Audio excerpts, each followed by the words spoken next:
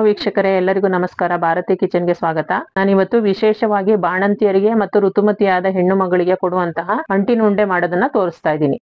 ನಾನಿವತ್ತು ಅಂಟಿನುಂಡೆ ಮಾಡೋದಕ್ಕೆ 1 ಕಪ್ ಒಣಖರ್ಜೂರನ ಬೀಜ ತೆಗೆದು ಈ ತರ ಪೀಸ್ ಮಾಡಿ ಇಟ್ಕೊಂಡಿದ್ದೀನಿ. ಈಗ ಇದನ್ನ ಮಿಕ್ಸಿ ಜಾರಿಗೆ ಹಾಕಿ ತರಿಯಾಗಿ ಪುಡಿ ಮಾಡ್ಕೋಬೇಕು. ನೋಡಿ, ಈ ತರ ಪುಡಿ ಆದ್ರೆ ಸಾಕು.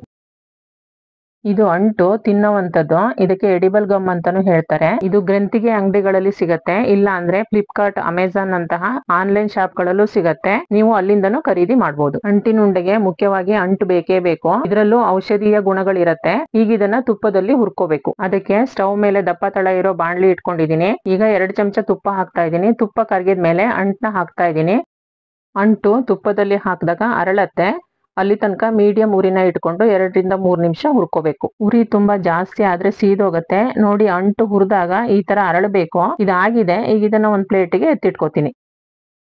ಆಮೇಲೆ ಅರ್ಧ ಕಪ್ ಪೀಸ್ ಮಾಡ್ಕೊಂಡಿರೋ ಬಾದಾಮಿ, 1/4 ಕಪ್ ಪೀಸ್ ಮಾಡ್ಕೊಂಡಿರೋ ಗೋಡಂಬಿ ಮತ್ತು ಸ್ವಲ್ಪ ಪಿಸ್ತಾ, ಈ ಮೂರನ್ನು ಸೇರಿಸಿದ್ರೆ 1 ಕಪ್ ನಷ್ಟು ಆಗ್ಬೇಕು. ಅದಕ್ಕೆ ಇದೆಲ್ಲವನ್ನು 1 ಕಪ್ಗೆ ಹಾಕ್ತಾ ಇದ್ದೀನಿ. ಈಗ ಇದನ್ನ ತುಪ್ಪದಲ್ಲಿ ಹುರ್ಕೋಬೇಕು. ಅಂಟು ಹುರಿದಿರೋ ಬಾಣ್ಲಿಗೆನೆ 1 ಚಮಚ ತುಪ್ಪ ಹಾಕ್ತಾ ಇದ್ದೀನಿ. ತುಪ್ಪ ಕರಗಿದ್ಮೇಲೆ ಮೊದ್ಲೇ ಮಿಕ್ಸ್ ಮಾಡ್ಕೊಂಡಿರೋ ಬಾದಾಮಿ, ಗೋಡಂಬಿ, ಪಿಸ್ತಾ ಹಾಕ್ತಾ ಇದ್ದೀನಿ. ಈಗ ಇದನ್ನ ಮೀಡಿಯಂ ಉರಿನ ಇಟ್ಕೊಂಡು 2 ರಿಂದ 3 ನಿಮಿಷ ಹುರ್ಕೋಬೇಕು. ಯಾವ್ದು ಸೀದ್ ಹೋಗ್ಬಾರ್ದು. ಜಾಸ್ತಿ ಹುರಿದ್ರೆ ಇದರಲ್ಲಿರೋ ಪೋಷಕಾಂಶಗಳೆಲ್ಲ ಕಡಿಮೆ ಆಗತ್ತೆ. ಇದು ಸ್ವಲ್ಪ ಗರಿ ಗರಿಯಾಗಿ ಬಣ್ಣ ಬದಲಾಗೋ ತನಕ ಹುರ್ಕೋಬೇಕು. ನೋಡಿ, ಈಗ ಸ್ವಲ್ಪ ಬಣ್ಣ ಕೂಡ ಬದಲಾಗಿದೆ. ಇಷ್ಟಾದ್ರೆ ಸಾಕಾಗತ್ತೆ. ಈಗ ಇದನ್ನ ಒಂದ್ ಪ್ಲೇಟಿಗೆ ಹಾಕೋತೀನಿ. ಮತ್ತೆ ಇದೇ ಬಾಣ್ಲಿಗೆ 1 ಚಮಚ ತುಪ್ಪ ಹಾಕ್ತಾ ಇದ್ದೀನಿ. ತುಪ್ಪ ಕರಗಿದ್ಮೇಲೆ 1/4 ಕಪ್ ದ್ರಾಕ್ಷಿ ಮತ್ತು 2 ಚಮಚ ಕಪ್ಪು ದ್ರಾಕ್ಷಿ ಹಾಕ್ತಾ ಇದ್ದೀನಿ. ಕಪ್ಪು ದ್ರಾಕ್ಷಿ ನನ್ನ ಹತ್ರ ಇತ್ತು, ಬಳಸಿದೀನಿ. ಇಲ್ಲ ಅಂದ್ರೆ ಪರವಾಗಿಲ್ಲ. ದ್ರಾಕ್ಷಿ ಅರಳೋ ತನಕ ಹುರ್ಕೋಬೇಕು. ನೋಡಿ, ಈಗ ದ್ರಾಕ್ಷಿ ಎಲ್ಲ ಅರಳಿದೆ. ಇಷ್ಟಾದ್ರೆ ಸಾಕು. ಈಗ ಇದನ್ನ ಒಂದ್ ಪ್ಲೇಟಿಗೆ ಎತ್ತಿಟ್ಕೋತೀನಿ.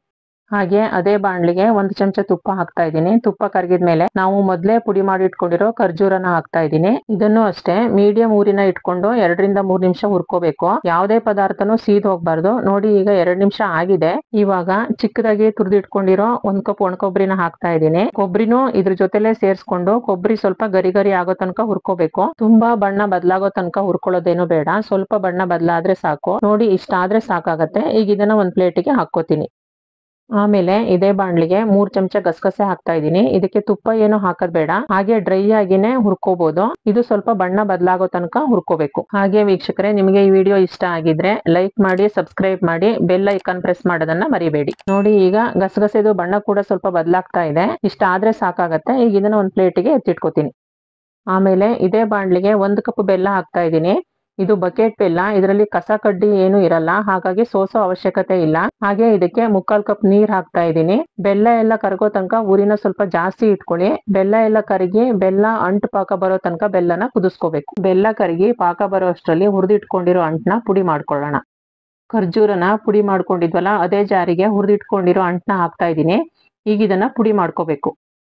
ನೋಡಿ, ಇಷ್ಟು ಪುಡಿ ಆದ್ರೆ ಸಾಕು. ಈಗ ಇದನ್ನ ಮೊದ್ಲೇ ಹುರಿದಿಟ್ಕೊಂಡಿರೋ ಪದಾರ್ಥಗಳೆಲ್ಲವನ್ನು ಒಂದ್ ಪ್ಲೇಟ್ಗೆ ಹಾಕೊಂಡಿದ್ವಲ್ಲ, ಅದೇ ಪ್ಲೇಟಿಗೆ ಪುಡಿ ಮಾಡ್ಕೊಂಡಿರೋ ಅಂಟನ್ನ ಹಾಕ್ತಾ ಇದ್ದೀನಿ. ಈಗ ಹುರಿದಿರೋ ಎಲ್ಲ ಸಾಮಗ್ರಿಗಳು ಮತ್ತು ಪುಡಿ ಮಾಡ್ಕೊಂಡಿರೋ ಅಂಟು ಎಲ್ಲವನ್ನು ಒಂದ್ಸಲ ಚೆನ್ನಾಗಿ ಮಿಕ್ಸ್ ಮಾಡ್ಕೋಬೇಕು.